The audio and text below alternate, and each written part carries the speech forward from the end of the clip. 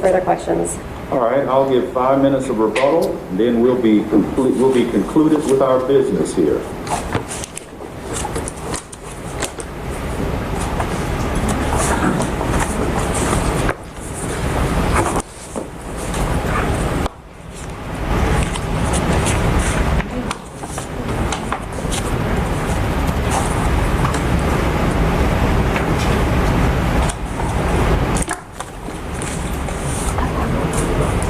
Thank you, Your Honor. I just have a few quick points. First, I want to alert the court to what defendant and counsel for defendant is not saying. So the second sentence in section 21-2-385D, which says voting shall be conducted beginning at 9 a.m. and at 5 p.m. on weekdays, and on the I'm skipping a few words here, and on the second and third Saturday during the hours of 9 a.m. through 5 p.m. That second sentence mandates advanced voting on Saturdays. While arguing that second sentence applies to runoffs, they neglect to say whether they believe that Saturday voting on the second and third Saturday before the runoff is mandated.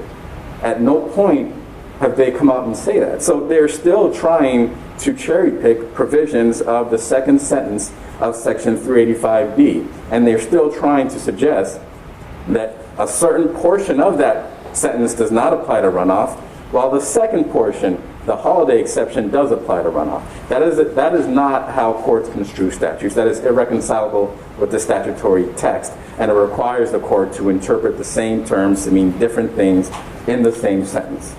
Second, the statutory interpretation argument that defendant advanced begins to unravel when the court looks at the rest of chapter 385 or section 385, because in various portions of that provision, the legislature has used the term primary, election, and runoff.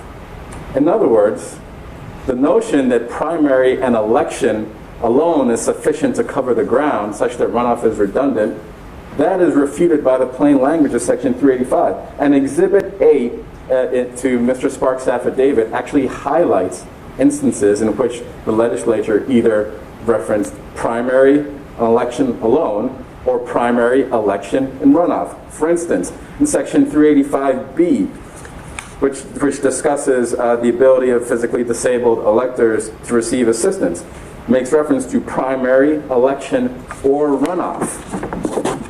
In section 385D, the subsection that we've been discussing, when discussing the availability of advanced voting, the court distinguishes between primary or election and a runoff.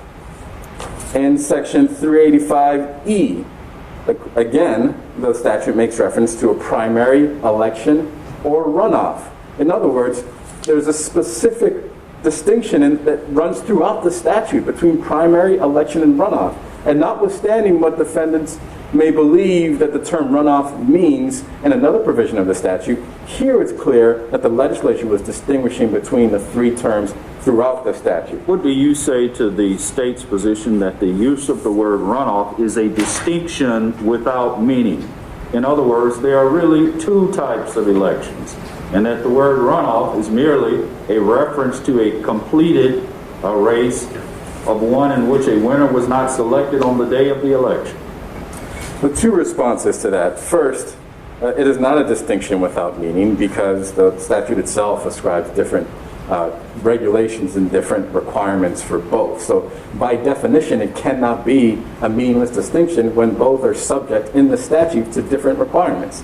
Second, that definition, even if that were to affect the court's interpretation of this provision, which it doesn't because the legislative intent in the text is clear, but even if that definition of a runoff as a continuation of the general election were to impact this court's interpretation, at least one federal court has held that treating the runoff as a continuation of the general election such that a voter has to be eligible for the general election in order to vote in the runoff is unconstitutional. And that was an NAACP v. Kemp, and that was a ruling from the Northern District of Georgia in 2018 from Judge Batten. So I only bring that up because the notion that this definition of runoff somehow impacts the way the court interprets Section 385D is bogus. There are specific restrictions and specific provisions that are directed towards runoffs and primaries or elections.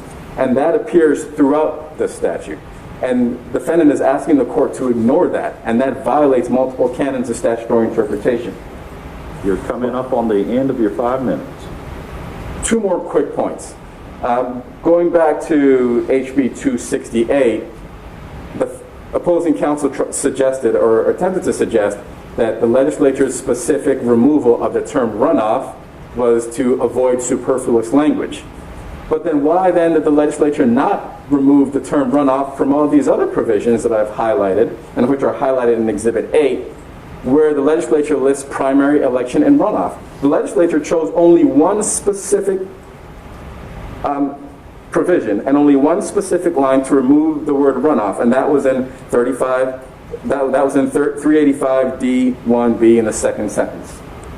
Lastly, the first page of HB 268, line 13, states that the purpose of that law, the purpose of that 2017 bill, was to set forth the advance voting hours and was to provide advance voting hours. In other words, it wasn't just a technical deletion.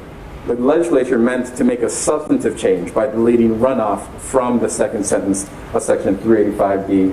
And then lastly, the notion that granting relief here would mean that weekend voting is not authorized is false. What authorizes weekend voting is subsection 385D1B. As soon as possible prior to a runoff, any general or election no later than the second Monday immediately prior to such runoff. That is when advance voting starts. So any Saturday that falls within that period is explicitly authorized unless there's another provision that removes it. No such provision has occurred. Lastly, the very last thing I'll say, Your Honor, is that the jurisdictional arguments have no merit because, again, we seek declaratory relief and injunctive relief. So that we've asked the court to grant declaratory relief. In any event, Section 91165 of the Georgia Rules of Procedure allow this court to consolidate this provision, this proceeding, with a trial on the merits and with a ruling on the merits, especially considering the fact that there are no factual disputes at issue. So the court can actually issue a final judgment, and we would have no jurisdictional issue, even under defendant's interpretation of the Constitution. Thank you, Your Honor. All right, thank you, counsel. Well argued.